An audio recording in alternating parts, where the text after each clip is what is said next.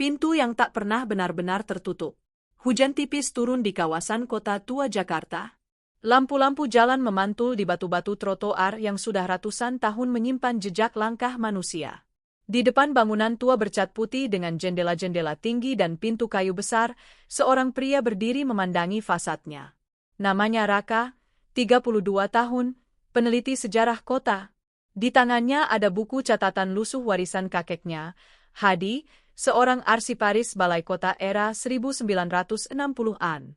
Di sampulnya tertulis tinta pudar. Stadhuis, Balai Kota, Rumah Sejarah yang Hidup. Bangunan itu kini dikenal sebagai Museum Sejarah Jakarta, tapi Raka tahu, dulunya ia adalah jantung kekuasaan kolonial. Stadhuis Batavia, berdiri sejak abad ke-18. Setiap tembok di sini pernah mendengar teriakan, gumam Raka. Angin malam berembus melewati halaman. Raka melangkah masuk. Art Deco? Tidak. Ini jauh lebih tua. Bau kayu tua, besi, dan kelembapan sejarah bercampur di udara. Di ruang besar dengan langit-langit tinggi, Raka membuka catatan kakeknya. Bangunan ini bukan sekadar kantor. Ia adalah saksi kekuasaan, ketakutan, pengadilan, dan harapan. Dari sinilah Batavia diperintah, dan dari sinilah banyak nasib ditentukan. Tiba-tiba langkah kakinya berhenti di sebuah pintu kayu tebal menuju ruang bawah tanah. Penjara. Raka menelan ludah. Di sinilah dulu para tahanan VOC dikurung, pedagang, pemberontak, budak, bahkan orang-orang yang hanya salah bicara. Udara di lorong itu terasa lebih dingin. Dinding batu tebal, jeruji besi, ruang sempit tanpa cahaya. Raka menyentuh temboknya. Bayangan masa lalu seperti muncul. Suara sepatu kulit menghentak lantai. Bahasa Belanda terdengar keras. Seorang pria pribumi dengan tangan terikat diseret melewati lorong. Wajahnya kotor, tapi matanya tajam, penuh perlawanan. Raka terdiam. Ia seperti melihatnya langsung. Balai Kota, atau Stadhuis, dulu bukan tempat rakyat bicara. Ini tempat keputusan sepihak, bisiknya. Ia naik kembali ke aula utama. Di dinding tergantung lukisan Gubernur Jenderal VOC. Wajah-wajah asing yang dulu memerintah tanah yang kini bernama Jakarta. Namun catatan kakeknya berlanjut. Suatu hari, kekuasaan itu akan berganti tangan.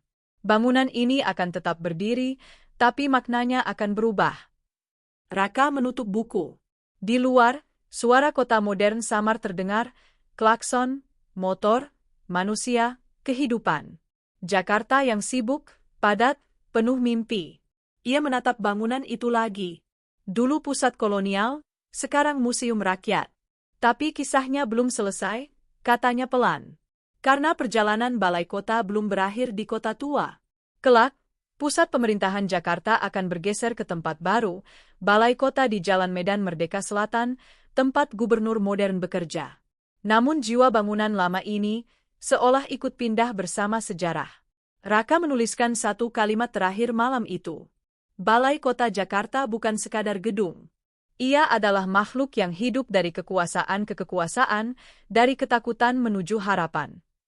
Dan malam itu, di bawah langit Jakarta, pintu sejarah seakan terbuka perlahan. Saat kekuasaan berganti bahasa. Pagi datang pelan di Jakarta. Raka berdiri di depan bangunan yang berbeda dari Stadhuis di kota tua. Tidak setua, tidak sekelam, tapi tetap memancarkan wibawa. Gedung berwarna terang itu berdiri di Jalan Medan Merdeka Selatan. Inilah Balai Kota Jakarta modern, pusat pemerintahan ibu kota. Mobil-mobil lalu lalang, pegawai berseragam masuk lewat gerbang, suara kota berdetak cepat. Tak ada jeruji besi, tak ada ruang bawah tanah lembab. Tapi Raka tahu, sejarah dari Stadhuis tidak pernah benar-benar hilang. Ia hanya berpindah alamat. Di tangannya, buku catatan kakeknya terbuka lagi. Ketika Jepang datang, lalu Belanda pergi, dan Indonesia berdiri sendiri, bangunan-bangunan kekuasaan harus belajar bahasa baru, bahasa kemerdekaan. Raka duduk di bangku taman depan balai kota. Angin membawa aroma pohon tua dan aspal yang mulai panas. Ia membayangkan Jakarta akhir 1940-an. Bukan kota padat seperti sekarang. Jalan lebih lengang. Gedung-gedung masih menyimpan bekas perang. Tapi semangat orang-orang membara. Di kepalanya, adegan masa lalu seperti hidup. Seorang pemuda berseragam sederhana berdiri di halaman balai kota lama. Bukan seragam kolonial. Bukan jas Eropa. Ia memakai peci hitam. Sekarang kita yang mengatur kota ini, ucapnya pada rekan-rekannya. Raka seperti bisa mendengar gema kalimat itu. Dulu, keputusan datang dari lidah asing. Kini, bahasa yang terdengar adalah bahasa Indonesia. Namun catatan Hadi mengingatkan. Merdeka tidak serta-merta menghapus bayang-bayang lama. Sistem, arsip, bahkan cara berpikir, masih warisan kolonial. Balai kota menjadi tempat perjuangan baru, membangun kota untuk rakyatnya sendiri. Raka menatap jendela-jendela balai kota. Di balik kaca itu kini ada rapat, kebijakan, perencanaan transportasi, banjir, permukiman, sekolah. Dulu, kebijakan dibuat untuk kepentingan dagang VOC. Sekarang, keputusan menyentuh jutaan warga Jakarta. Tapi tidak mudah. Raka membaca halaman berikutnya. Tahun-tahun awal kemerdekaan, Jakarta penuh kekacauan. Penduduk bertambah cepat. Kampung tumbuh liar. Jalan tak cukup. Balai kota menjadi tempat orang mengadu tentang rumah, pekerjaan, air, harga beras. Bayangan lain muncul di benaknya. Seorang ibu muda berdiri di lorong balai kota tahun 1950-an. Menggendong anak. Menunggu berjam-jam hanya untuk mengajukan surat tanah. Di ruangan lain, pejabat muda berkeringat memikirkan peta kota yang makin sesat. Kekuasaan kini bukan lagi soal mengontrol, tapi mengurus kehidupan yang meledak tumbuh. Raka menutup mata sejenak. Kota ini tidak diwarisi dalam keadaan rapi. Mereka membangunnya sambil berlari. Gumamnya. Catatan kakeknya berlanjut dengan tulisan lebih tebal. Aku mulai bekerja sebagai arsiparis balai kota tahun 1963. Lemari penuh dokumen lama Belanda. Peta kanal Batavia, data sensus kolonial, rencana jalan yang tak pernah dibangun. Kami tidak membuangnya. Kami mempelajarinya. Raka tersenyum kecil. Jadi, masa lalu tidak dimusnahkan. Ia dijadikan bahan belajar. Dari Stadhuis yang dingin dan menakutkan, menjadi balai kota yang riuh oleh suara rakyat. Tapi perubahan terbesar belum datang. Hadi menulis satu kalimat yang digarisbawahi. Jakarta akan berubah wajah. Dan balai kota akan menjadi otaknya. Raka memandang langit Jakarta yang mulai terik. Ia tahu kalimat itu merujuk pada satu masa penting, ketika seorang gubernur kelak mengubah wajah kota secara besar-besaran. Jalan diperlebar. Monumen berdiri. Gedung-gedung tinggi muncul.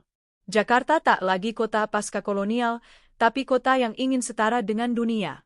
Dan balai kota menjadi pusat dari semua keputusan itu. Raka menutup buku perlahan. Dulu tempat orang diadili, sekarang tempat kota dirancang, katanya. Namun satu hal tetap sama sejak era Stadhuis. Bangunan ini selalu menjadi jantung kekuasaan Jakarta. Hanya detaknya yang berbeda. Dan perjalanan sejarahnya masih terus berlanjut. Lanjut ke narasi 3, masa transformasi besar Jakarta, era pembangunan modern ketika balai kota menjadi pusat perubahan wajah ibu kota. Kota yang dipaksa tumbuh dewasa. Langit Jakarta sore itu berwarna jingga pucat. Dari halaman balai kota di Jalan Medan Merdeka Selatan, Raka memandangi lalu lintas yang tak pernah benar-benar berhenti. Klakson bersahutan, bus kota meraung, dan gedung-gedung tinggi berdiri seperti hutan beton. Ia membuka lagi buku catatan kakeknya, Hadi. Halamannya mulai menguning, tapi tulisan di bagian ini terlihat lebih tegas, seakan ditulis di masa yang penuh getaran. Akhir 1960-an. Jakarta tak lagi bisa tumbuh perlahan. Kota ini seperti anak kecil yang tiba-tiba dipaksa menjadi orang dewasa.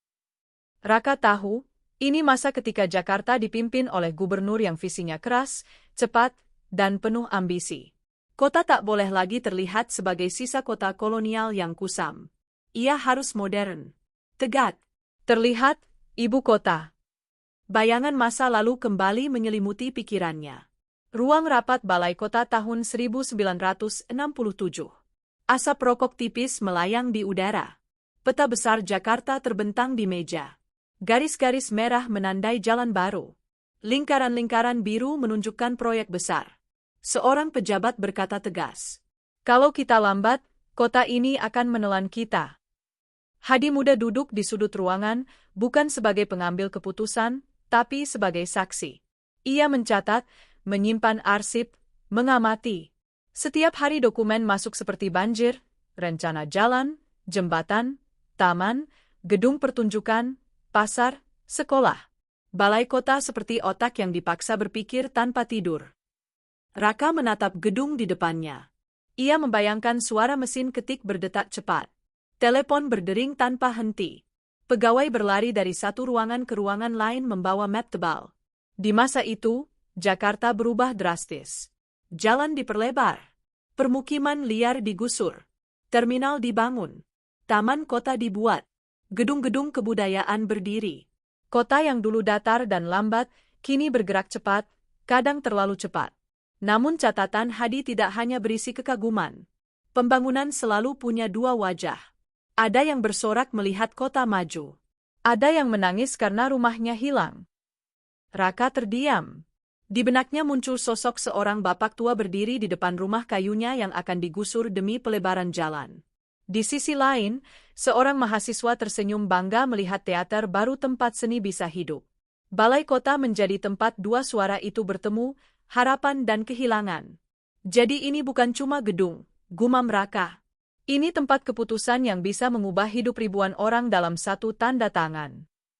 Angin sore menggerakkan daun pohon di halaman. Raka membuka halaman berikutnya. Kadang aku berjalan melewati lorong balai kota malam hari.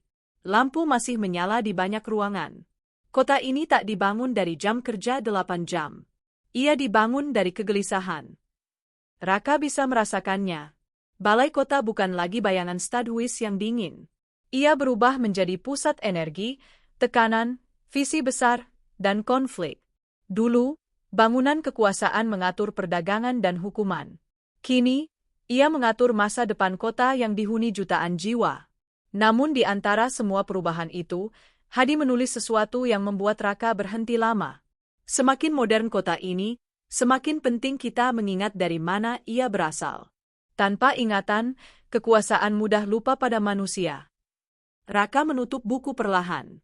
Di depannya, Jakarta modern berdiri dengan segala gemerlap dan kekacauannya. Tapi jauh di kota tua, Stadhuis lama masih berdiri, diam, seperti akar yang tak terlihat. Balai kota lama menyimpan ingatan.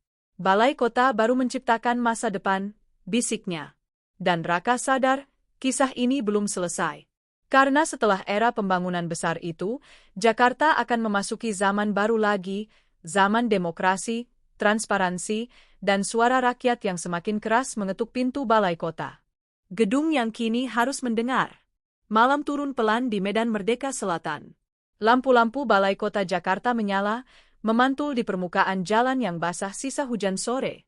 Raka masih duduk di bangku taman, buku catatan kakeknya hampir habis halamannya. Suasana kini berbeda dari masa yang ia bayangkan sebelumnya. Dulu balai kota adalah pusat perintah satu arah. Kini, suara datang dari segala sisi. Raka membuka halaman berikutnya.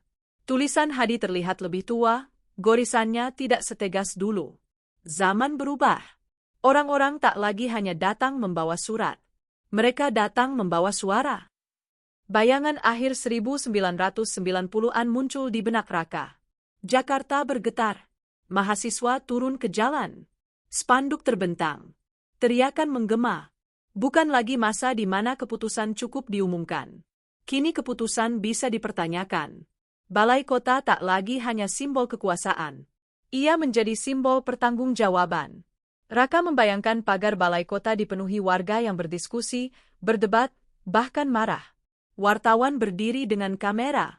Mikrofon diarahkan ke pejabat yang keluar masuk. Di masa ini, tulis Hadi, balai kota belajar hal yang dulu tak pernah ia kenal di zaman Stadhuis. Mendengar. Raka tersenyum tipis. Gedung yang dulu memiliki ruang bawah tanah penjara, kini memiliki ruang audiensi. Tempat warga bisa menyampaikan keluhan, banjir, transportasi, sekolah, KTP, rumah susun. Suatu adegan hidup di kepalanya. Seorang ibu berdiri di ruang pelayanan. Ia tidak gemetar seperti tahanan di masa kolonial. Ia berbicara tegas tentang kampungnya yang terendam banjir tiap tahun. Di depannya, pejabat mencatat, perubahan ini bukan kecil. Ini revolusi sunyi. Dari kekuasaan yang menekan, menjadi pemerintahan yang harus menjawab. Namun Hadi juga menulis dengan nada hati-hati. Semakin banyak suara, semakin sulit memilih jalan. Balai kota kini bukan hanya tempat perintah dibuat, tapi tempat konflik kepentingan bertemu. Raka melihat ke arah jendela-jendela gedung yang masih terang. Di dalam sana mungkin ada rapat soal MRT, polusi udara, penataan sungai, atau rumah warga. Jakarta bukan lagi kota yang bisa diatur dengan satu visi tunggal seperti dulu. Ia terlalu besar, terlalu hidup. Aku sering memikirkan Stadhuis, tulis Hadi di halaman hampir terakhir. Dulu bangunan itu sunyi, dingin, dan menakutkan. Kini balai kota ramai, terbuka, dan sering dikritik. Aneh, tapi mungkin ini tanda kota yang makin dewasa. Angin malam berembus. Raka merasakan sesuatu yang ganjil, semacam kesinambungan tak terlihat antara ruang penjara abad ke-18 dan ruang rapat abad ke-21. Gedungnya berbeda. Sistemnya berbeda. Tapi satu hal tetap. Disinilah nasib Jakarta terus dinegosiasikan. Dulu oleh VOC, lalu oleh pejabat Republik, kini oleh pemerintah dan rakyat bersama-sama, meski tidak selalu sepakat. Raka menutup buku pelan. Satu halaman tersisa. Ia tahu, halaman terakhir bukan tentang masa lalu.